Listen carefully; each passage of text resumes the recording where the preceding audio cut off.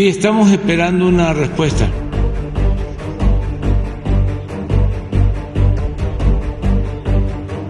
Un rechazo firme, contundente, absoluto. Yo no asistiré en ningún caso.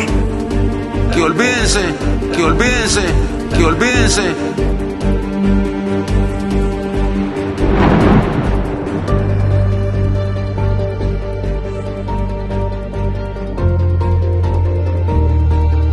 ¿Se imagina usted una América Latina unida, potente, como un bloque que enfrente al mundo entero, sobre todo en los intereses siniestros? ¿Se imagina usted una América Latina unida por hermandad política, un bien común, un fin común? ¿Será posible eso?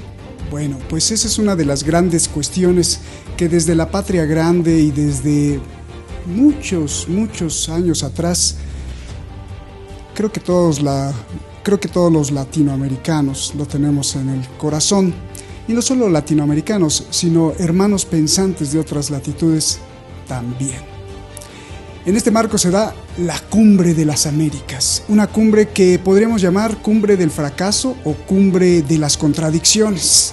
Vamos a rescatar unos datos y después preguntemos por qué está haciendo el señor Joe Biden en Los Ángeles. Exclusión, inclusión, desprecio. Veamos. Soy Roberto de la Madrid y esto que siempre ha sido suyo, Detrás de la Razón. Comenzamos.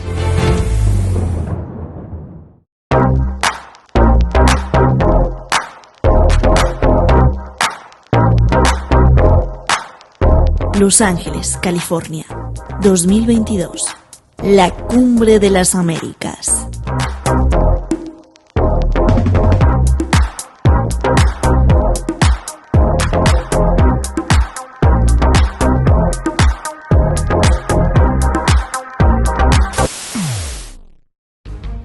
La Cumbre de las Contradicciones. Una cumbre que deberían asistir todos los países del continente americano. Pero, como el anfitrión es Estados Unidos, dijo: no invitamos a los indeseables. Cuba, Venezuela, Nicaragua no han sido invitados. El argumento: Estados Unidos selecciona a los países de acuerdo a los valores humanos. La libertad política y los derechos humanos no se respetan en esos países y por eso no son invitados, dice el gobierno de Biden. ¿Ustedes la van a invitar a esta cumbre? No. Lo curioso, contradictorio y nefasto es que muchos de los países que sí fueron invitados no son para nada modelos de tales valores, incluido Estados Unidos. Aquí unos ejemplos. Colombia, aliado de Estados Unidos. 138 activistas de derechos humanos fueron asesinados en 2021. México, campeón del respeto a los periodistas. Tan solo en este año, 11 periodistas fueron asesinados. Honduras, el anterior presidente, aliado de Estados Unidos, con una reelección dudosa que además ha sido extraditado por cargos de drogas y armas. Brasil, el presidente Bolsonaro amenaza con rechazar las próximas elecciones y pedir a los militares el apoyo total. Y todos estos datos de la misma Amnistía Internacional y de Human Rights Watch, que tienen sedes en Estados Unidos. ¿Qué va a pasar en Los Ángeles? Nadie tiene el derecho.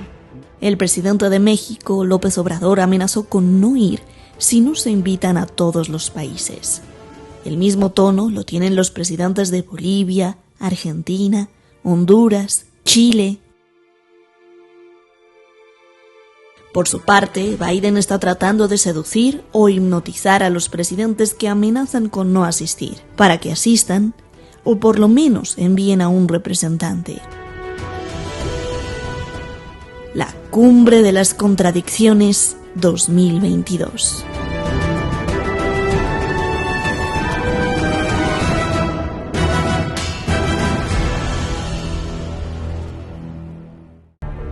Bueno, la cumbre.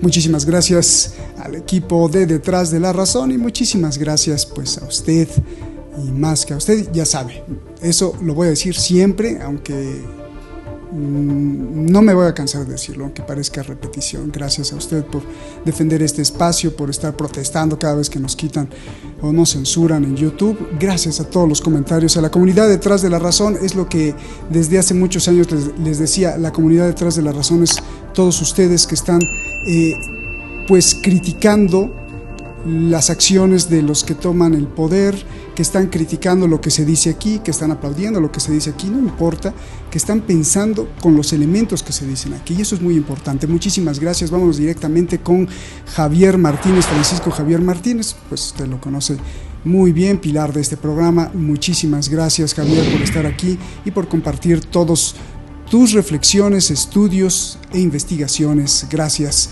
Gracias también a, pues Carlos Pereira Mele.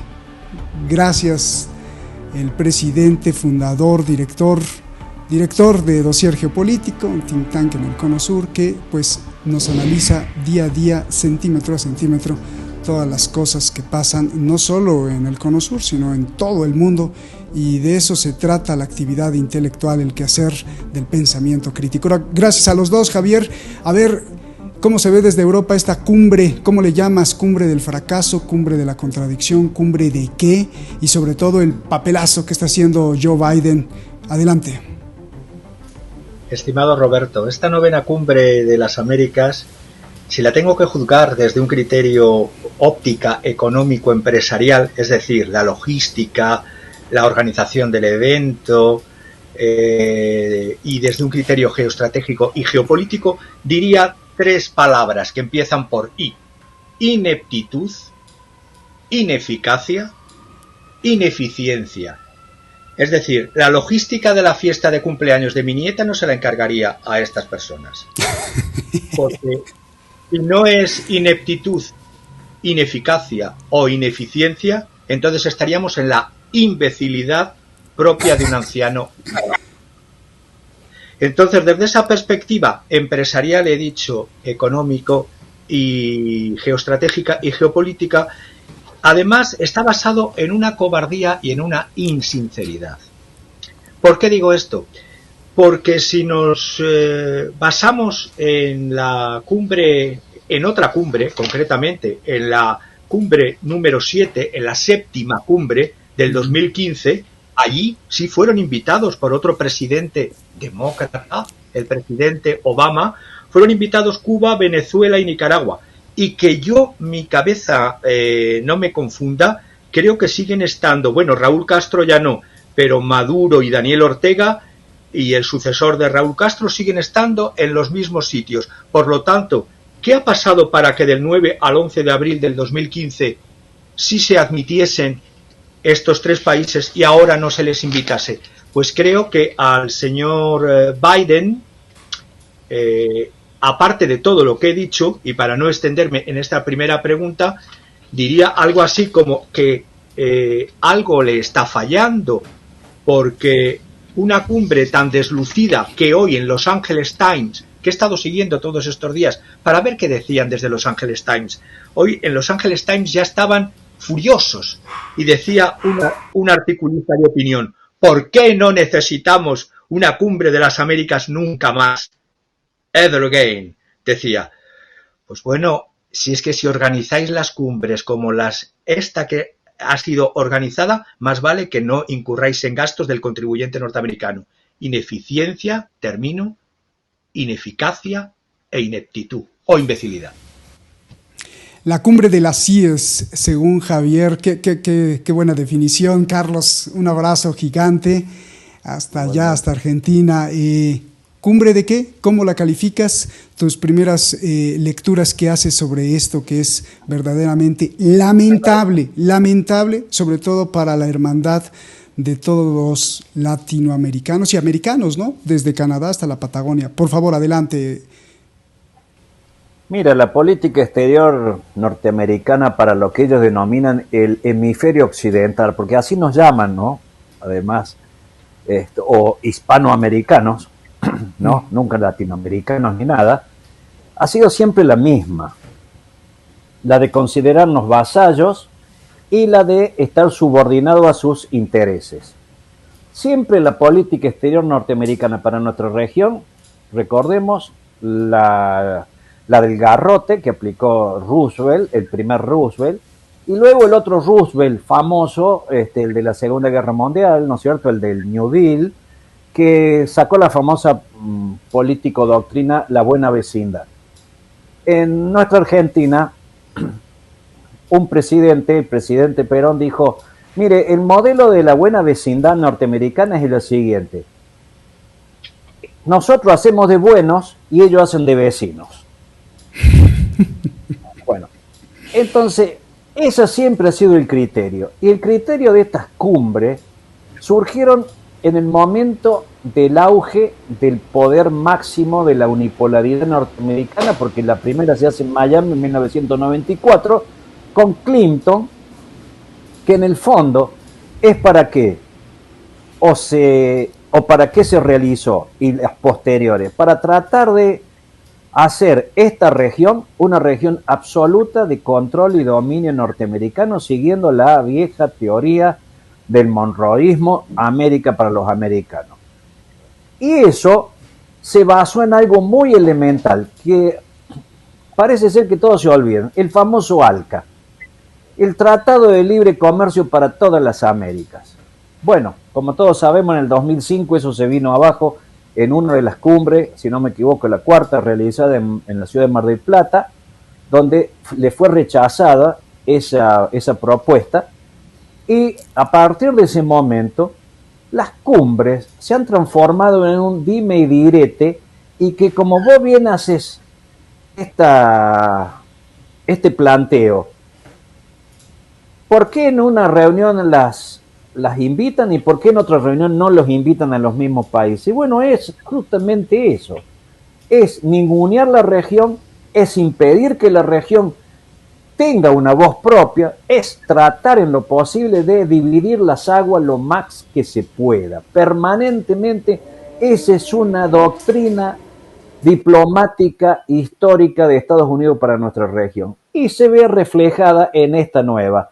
Lo que pasa es que, como dijo Francisco, la actual conducción norteamericana del poder realmente es más que lamentable. Este senil presidente que administra Estados Unidos en estos momentos es de los peores presidentes que ha tenido. Lo ha superado, yo creo, ampliamente a Donald Trump, así que hay que hacer varias carreras para superarlo. Para este hombre ya lo ha superado en muy poco tiempo, y lo va a ver demostrado en noviembre de este año en las elecciones de medio término.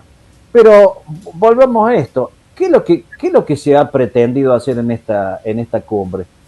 Hablar de elementos que prácticamente a nuestra región ya no le dan mayor interés. ¿Por qué? Ellos quieren relanzar los vínculos hemisféricos. ¿Cómo lo van a relanzar?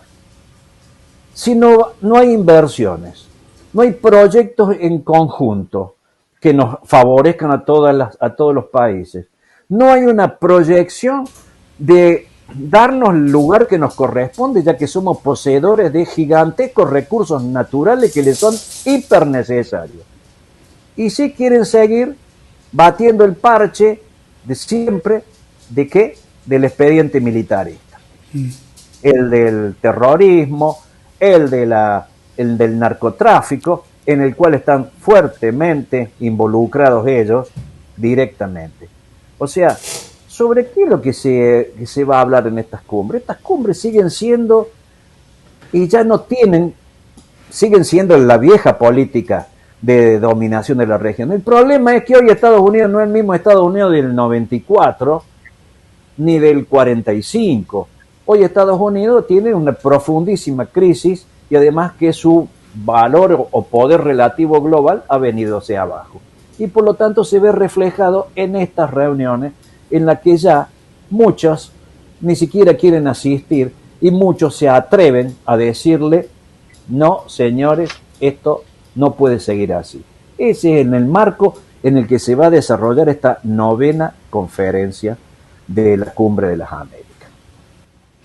Gracias, Carlos. Gracias por esta pues lectura, nos das una panorámica exquisita, pues para poder ir hilvanando las cuestiones. Javier, a ver, contradicciones de un lado y de otro. ¿Cómo es posible que digan no, por adherirnos a nuestros valores no invitamos a Cuba, Venezuela, a Nicaragua, pero invitan a Bolsonaro, que amenaza con controlar las elecciones a través del poder militar, no reconociéndolas?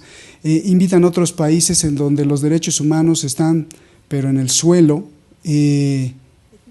Hazme entender esto, por favor, cómo es posible esto. Y también de los países que amenazan con, hay que felicitarlos, con oír, pero que al final, a lo mejor algunos sí van a terminar yendo. Entonces, pues háblame de todo esto, por favor.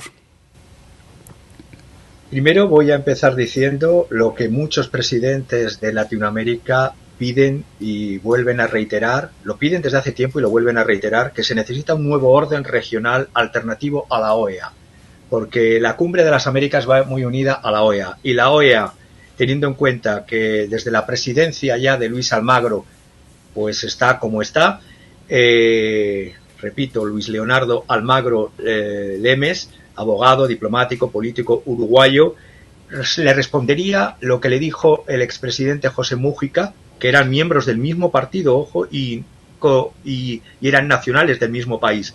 Le dijo Mújica: lamento el rumbo por el que enfilaste, y lo sé irreversible. Por eso ahora formalmente te digo adiós y me despido. Este hombre, el presidente de la OEA, hasta le expulsaron de la coalición de partidos llamada Coalición de Izquierda a la que pertenecía por unanimidad. A lo que iba a responderte, eso de que los valores, ¿de qué valores? Hay una canción infantil española, que no sé si en esas latitudes también se canta por los niños, que es vamos a contar mentiras, tralará. Pues yo voy a descontar las mentiras, que se dicen en torno a los valores de democracia, libertad y derechos humanos. A ver, resumiendo, el mesianismo, y digo bien el término, mesianismo ingeriencista en asuntos ajenos de los Estados Unidos de América, viene desde su fundación. Se materializó en la doctrina Monroe, en el Destino Manifiesto, pero vamos, si recordamos la historia más cercana, la llamada Operación Cóndor, del 68 al 89, es un ejemplo, y lo digo con ironía, de estos valores de democracia, de libertad, de derechos humanos. La aberrante doctrina de la seguridad nacional de los Estados Unidos, injerencista, avasalladora, y luego, muy ligado a esta Cumbre de las Américas, se me viene a la cabeza la Escuela de las Américas, que desde el 2001 se llama Western, como bien habéis dicho, el Oeste, Western Hemisphere Institute, Instituto del Hemisferio Oeste, for Security Cooperation. Pues bueno, esto que antes estaba, que ahora está en Columbus, Georgia, en el Fort Benning, y que durante años, desde el año 46 hasta el año 84, estuvo en la zona del Canal de Panamá, en el llamado Fuerte Amador, pues hacían manuales de derechos humanos, como los célebres manuales de tortura, un manual de derechos humanos muy bueno, y hablo con conocimiento de causa, porque esto ha sido desclasificado, estos documentos desclasificados por la administración norteamericana en el año 96, y van saliendo más, el célebre manual Kubark, donde se utilizaron en determinados países a defensores de derechos humanos tan insignes y notables como Klaus Barbie. Es decir, puedo decir que de esa escuela maravillosa de las Américas, de Paraguay salió un Alfredo Stroessner, de Brasil un Humberto de Alencar Castelo Branco, en Bolivia un Hugo Banzer, en Uruguay un Bordaberry, en Chile un Augusto Pinochet, en Argentina un Videla y otros, y que apoyos de los derechos humanos por parte de Estados Unidos, sí, estoy pensando en la República Dominicana de Rafael Leónidas Trujillo, ejemplo de defensa brutal de los derechos humanos, y la Nicaragua de la dinastía Somoza, de todos los Somozas, de Anastasio, de Juan Bautista, de Luis, Luis, Anastasio y Anastasio, o el Haití de François Duvalier. Realmente sí, podemos hacer una historia del siglo XX y principios del siglo XXI de cómo Estados Unidos es el defensor de los derechos humanos. Con eso no tengo más que decir, y terminar con lo que un propio militar, instructor militar de esta escuela de las Américas, publicó en una carta al Columbus Ledger Inquirer el 20 de julio del 93, que dijo, y es militar norteamericano, Joseph Blair, no confundan con el otro Blair de Reino Unido, aunque son hijos de la anglosfera. En mis 3 años de servicio en la Escuela de las Américas, nunca escuché nada de objetivos tan excelsos como los de promover la libertad, la democracia y los derechos humanos. El personal militar de América Latina venía a Columbus únicamente en busca de beneficios económicos, oportunidades para comprar bienes exentos de aranceles de importación o con transporte gratuito con los impuestos de los contribuyentes de los Estados Unidos. Entonces, con eso te he respondido a lo que es la defensa de los derechos humanos, la insinceridad, la cobardía y el vamos a descontar mentiras, tralará. Y recuerdo, te faltaron también 2 ejemplos, de aquí de México, cómo Estados Unidos utilizó a los narcos mexicanos y centroamericanos para enviar armas a Irán en el mandato de Reagan, de Ronald, o cómo la más reciente, el Rápido y Furioso, les mandaban armas a los narcotraficantes mexicanos, imagínate. Bueno, genial, excelso, Javier, gracias por compartir esta figuración o desfiguración de los derechos humanos y valores compartidos desde Washington. Qué elocuente eso del apoyo a los derechos humanos que has dicho. Genial. Carlos, yo te pregunto 2 cosas importantes. ¿Cuál es el papel de presidentes como López Obrador de alzar la voz y decir vamos a unirnos para que, pues si no invitan a todos, pues no vamos, ¿no? Creo que dos puntos muy importantes son México y Argentina, porque ahora parece ser que López Obrador le pide a tu presidente, que si va, pues que hable por todos estos países reprimidos. Analiza este papel de los presidentes que están diciendo no vamos, que repudian, y el que no se ha invitado a Cuba, Venezuela y Nicaragua. Y por el otro lado, aquí es una ecuación complicada. China está ganando la batalla comercial en el mundo. ¿Por qué Estados Unidos o es tan tonto, o es como lo calificó Javier con la I, o es tan tonto, o es que tiene una estrategia doble que no estamos viendo? ¿Por qué descuida América Latina cuando América Latina es una herramienta clave para vencer a China en la guerra comercial? Sin embargo, la está descuidando, más con el ejemplo, la cumbre de las Américas en Los Ángeles. ¿Qué hay de siniestro en esto, por favor, Carlos? Adelante.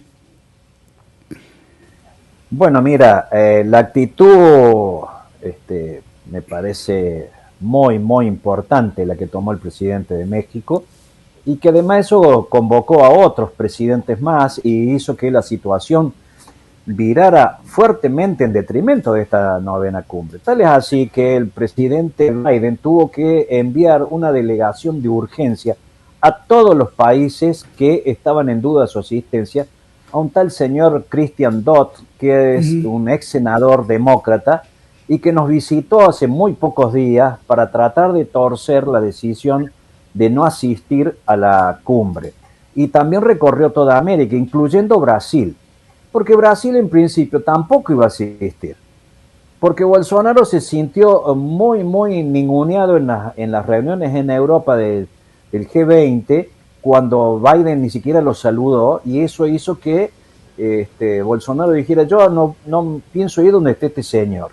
Bueno, parece ser que esta visita de Dodd tuvo algunas influencias en este personaje de Bolsonaro y ha modificado. Es más, van a tener una reunión bilateral Biden con Bolsonaro. Fíjate vos hasta dónde tiene que bajarla cerviz hoy en día el imperio. Porque si Biden lo tenía despreciado totalmente a Bolsonaro y ahora lo tiene que reunirse en una reunión bilateral, realmente demuestra que cuál es el nivel de poder que tienen hoy en día. La otra pregunta, ¿cómo era? Sí, bueno, aquí hago un apunte un poco de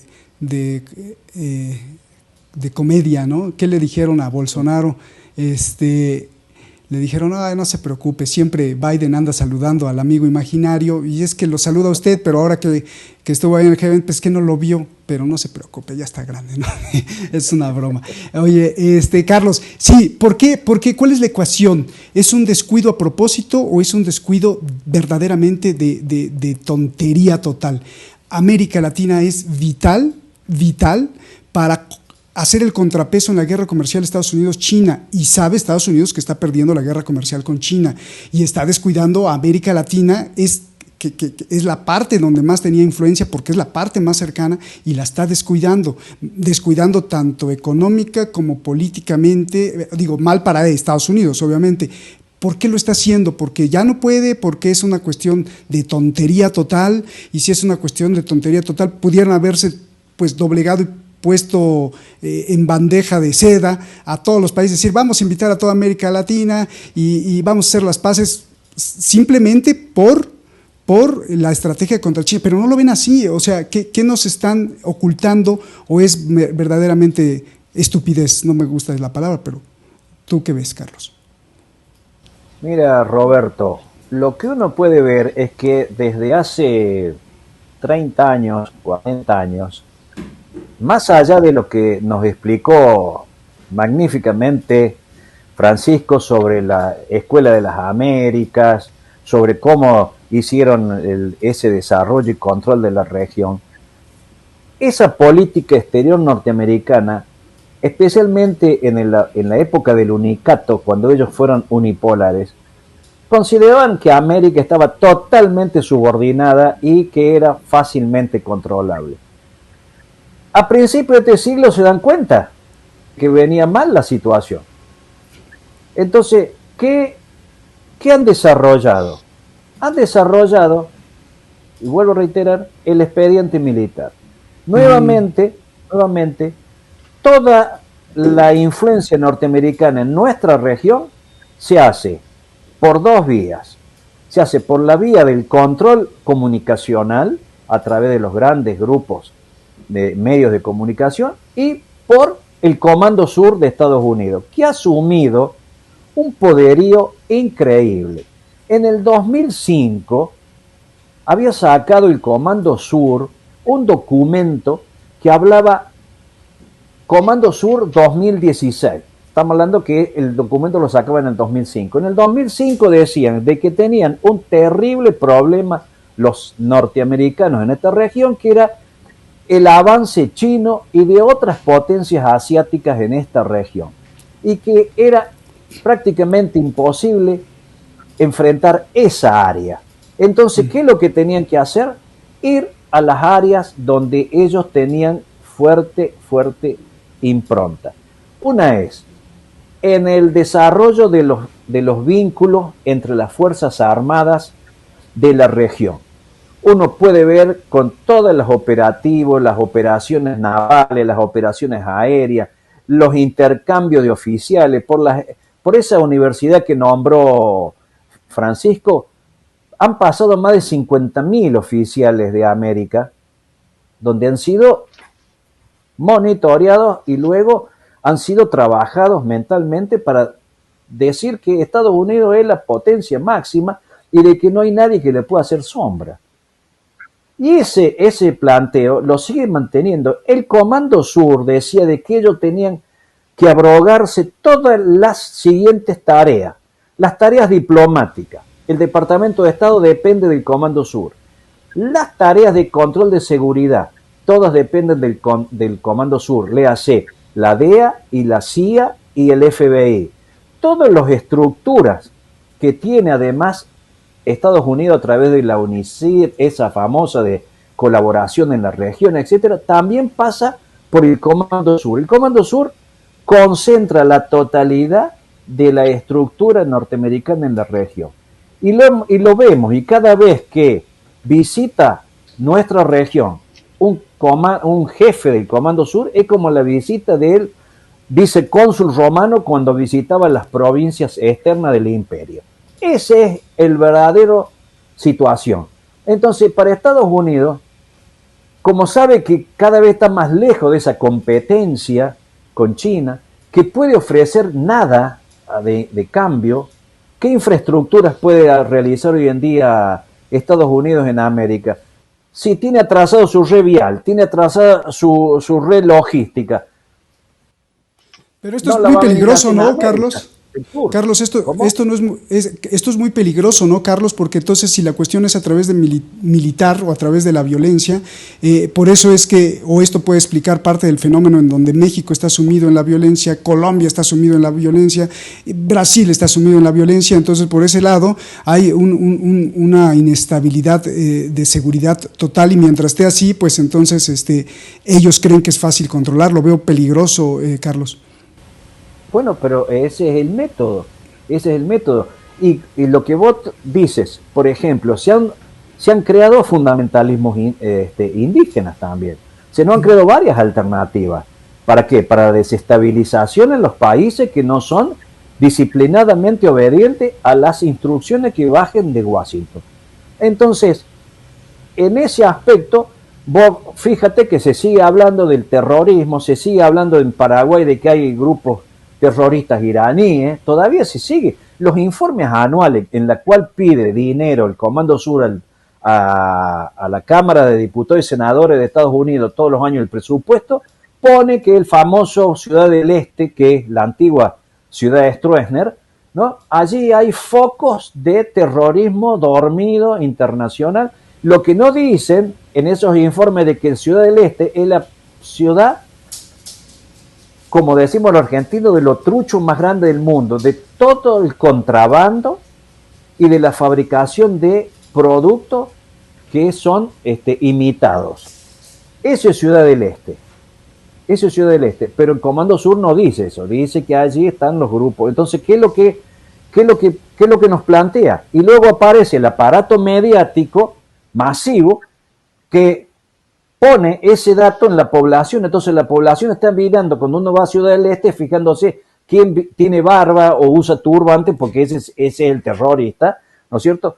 Y también, por ejemplo, ya que hablamos de la querida República Paraguaya, se ha transformado en un narcoestado desde que la DEA está allí. El principal productor de la macoña, o sea, la marihuana de Sudamérica.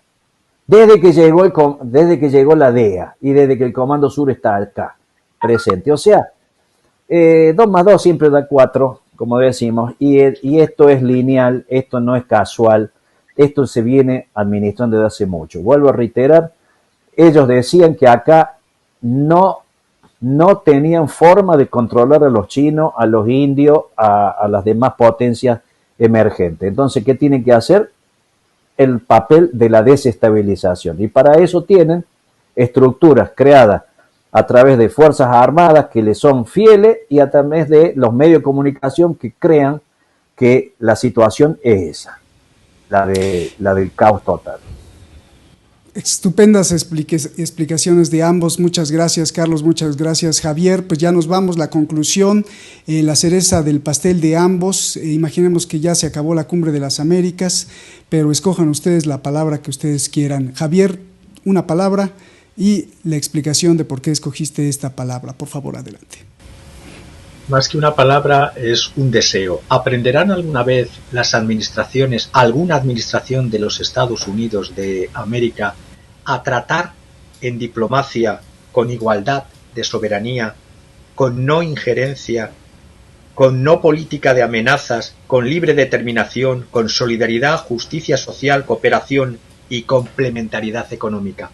Cuando aprendan eso, podrán hablar en diplomacia y ser respetados, porque, termino muy rápido, siempre les quedarán lacayos, por supuesto, siempre hay lacayos para un mal señor, ahora los lacayos mamporreros vienen de Europa o de Canadá. Es decir, tienes lacayos invitados, España ha sido invitada a participar en la cumbre y ya se está hablando, y es un partido que se dice de izquierda, Partido Socialista, que ya tenía su antecedente en Felipe González cuando dijo primero no a la OTAN y después OTAN de entrada sí y para siempre, cuando dijo aquello de prefiero morir apuñalado en el metro de Nueva York que de aburrimiento en Moscú en el año 81. Hombre, claro, cuando el American Way of Life es Buffalo, New York, Uvalde, Texas o Tulsa, Oklahoma, pues bueno, que significa que llevar al colegio a tu hijo o a tu nieto es todo una acción de fe. Por lo tanto, si hay señores que dicen desde los 80 esto, es lógico que siempre le quede a cualquier anciano siniestro gobernante en la administración americana lacayos mamporreros al estilo Pretty Boys. Entonces los Pretty Boys pueden venir de España, pueden venir de Canadá, pueden venir de cualquier sitio, porque les interesa eso, les interesa mejor morir apuñalado en el metro de Nueva York, eso sí, luego acumulando tierras en Colombia o habiendo servido a Carlos Slim, pero bueno, eso es arriba los pobres del mundo, que el dinero me lo quedo yo. Muchísimas gracias, Javi. Gracias por tu cereza del pastel. Carlos, tu cereza del pastel, escoge una palabra, solo una palabra, y después nos explicas por qué escogiste esa palabra. Aprendizaje, Javier dijo, y luego ahí lo derivó. Adelante, Carlos. Y para mí la palabra es fin. Es fin de una historia. Es fin de una historia. El mundo, todos sabemos que está cambiando a una velocidad nunca antes vista. Sabemos que lo que está ocurriendo en Europa del Este, en el Mar de la China, en los distintos frentes en África, etcétera, y en nuestros frentes latinoamericanos, son el principio del fin de una época que va a dar una nueva organización.